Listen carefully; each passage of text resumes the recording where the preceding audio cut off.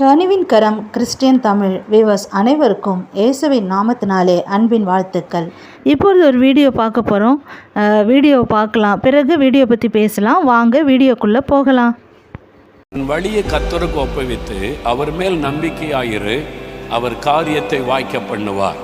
கர்த்தர் காரியத்தை வாய்க்க பண்ணுவார். இன்னைக்கு உங்கள் வாழ்க்கையில் இந்த மாதிரி ஏதோ ஒரு காரியம் வாய்க்கணும்னு தாகத்தோடு வந்திருக்கலாம். இயேசு உங்களுக்கு சொல்லுகிறார், இந்த வருடம் உங்களுக்கு காரியம் வாய்க்கும், நான் அதை வாய்க்க பண்ணுவேன் என்று கர்த்தர் சொல்லுகிறார். நீங்கள் ஜெயத்தை காண்பீங்க, காரியம் வாய்ப்பதை நீங்கள் அதான் வாக்குத்தத்தம். அதான் ஆண்டவர் சொல்லுகிறார். சங்கீதம் 37 சங்கீதம் 5 வசனத்தில் கர்த்தர் காரியத்தை வாய்க்க பண்ணுவார். இந்த காரியம் நமக்கு வாய்க்கணுமானா நம்ம என்ன செய்யணும்? முதலாவது தேவனுடைய வாக்குத்தத்தத்தை விசுவாசிக்கணும். இந்த வாக்குத்தத்தம் எனக்குரியது, ஆண்டவர் இந்த வாக்குத்தத்தத்தை எனக்கு தந்திருக்கிறார், உங்களுக்கு அதை சொந்தமாக்க வேண்டும். இந்த வாக்குத்தத்தம் எனக்குரியது என்று வீடியோ பார்த்துருப்பீங்க. மோகன் சேனனுடைய செய்தி மிகவும் அருமையான ஒரு செய்தி.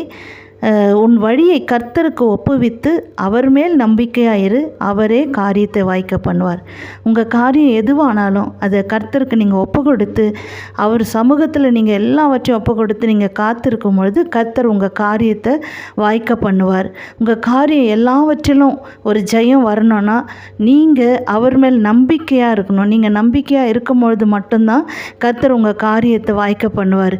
ஏதோ ஒரு காரியம் வாய்க்கவே மாட்டேங்குது, இந்த காரியம் நான் நினச்ச காரியம் இது நடக்கலை, இந்த காரியத்தில் எனக்கு ஜெயம் இருந்தால் நல்லாயிருக்கும், இந்த காரியத்தை கர்த்தர் வாய்க்க பண்ணால் மிகவும் சந்தோஷமாக இருக்கும், பிள்ளைகளுடைய திருமண காரியமாக இருக்கலாம், இல்லை ஒரு நல்ல தொழில் செய்யணும்னு எதிர்பார்த்து காத்து கொண்டு இருக்கலாம்.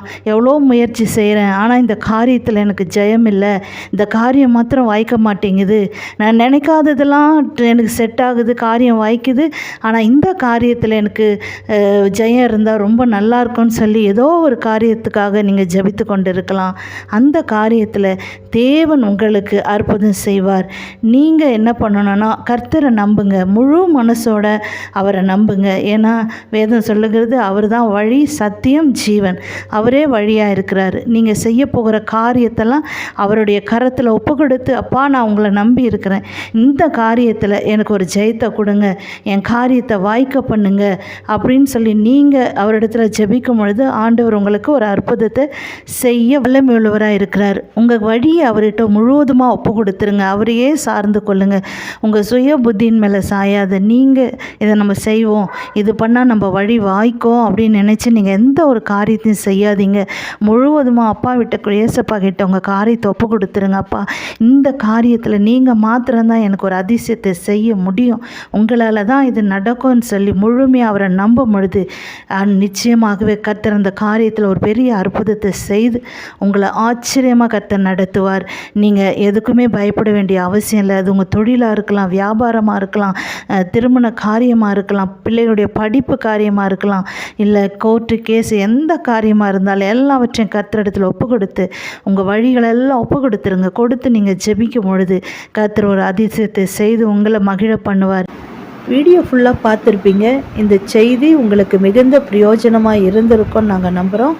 தொடர்ந்து நம்ம சேனலில் வர செய்திகளெல்லாம் தொடர்ந்து பாருங்கள், உங்கள் நண்பர்களுக்கு ஷேர் பண்ணுங்கள், தொடர்ந்து சப்போர்ட் பண்ணுங்கள். கர்த்தர் உங்களை ஆசீர்வதிப்பாராக. ஆமென்.